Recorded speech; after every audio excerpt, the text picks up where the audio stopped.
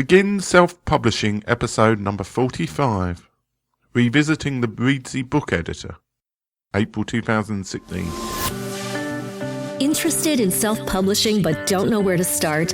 Want to get your book onto Amazon? Want to hold your paperback book in your hands? Learn how on the Begin Self-Publishing podcast with your host, Tim Lewis.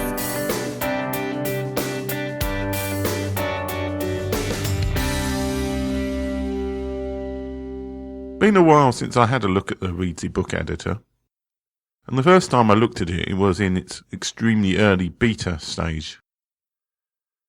So I thought I'd have a short episode where I discuss what's changed between now, April 2016, and when I originally looked at it in February 2016. First of all, there seem to be still a few of the functions that I noticed were missing before are still missing. So there doesn't seem to be an easy way to import a book file into the Reedsy Book Editor. This isn't necessarily the end of the world if you're starting with a new document. But if you're using a tool like Word or Scrivener, then this can be a real pain. You can, of course, cut and paste your Scrivener document into the Reedsy Book Editor, pasting in a chapter at a time. However, it'd be quite nice to have a nice general import book function. The other thing that personally I don't like is that there doesn't seem to be any way to do section breaks. I always write my books with 2 sections in every chapter. So not being able to add a section break is a bit of a pain for me and blocks me from actually using it for proofing and formatting purposes. However, there are quite a few things that have been added. The first one is that the Reedsy logo is gone. You can now input your own publisher logo in the document. This is a major change. It makes the whole thing very much more usable. They've also added in new paper sizes. So you can have 5x8 and 6x9 sizes. They've also added the important ability to add images into your document. So this makes it a very good tool if you want to do a complicated book with colour images into it. As a print PDF, it now becomes a very quick and easy way to generate a print document, as well as an EPUB file. So my conclusion is that the Reedsy Editor is now approaching the point where it actually becomes a much more usable tool. It's not something I'm going to use immediately at the moment, at least in my current projects, but I might start using it for future non-fiction works and other bits and pieces where I want to do a short book.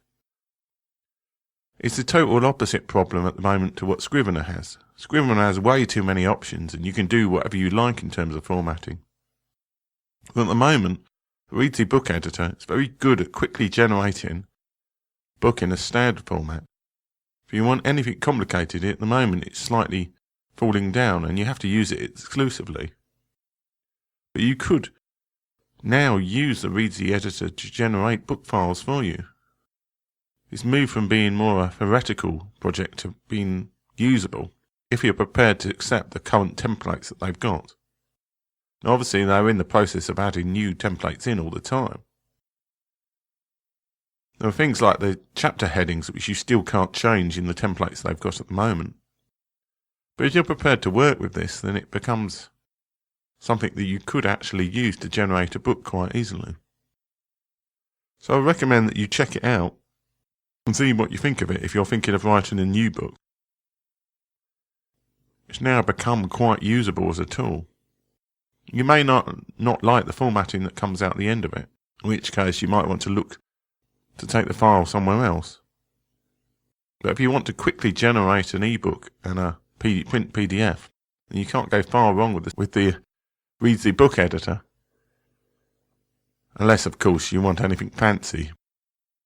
So that's my update. I think it's moved from being more almost there to just about there, as long as you're prepared to accept the current standard templates that it uses.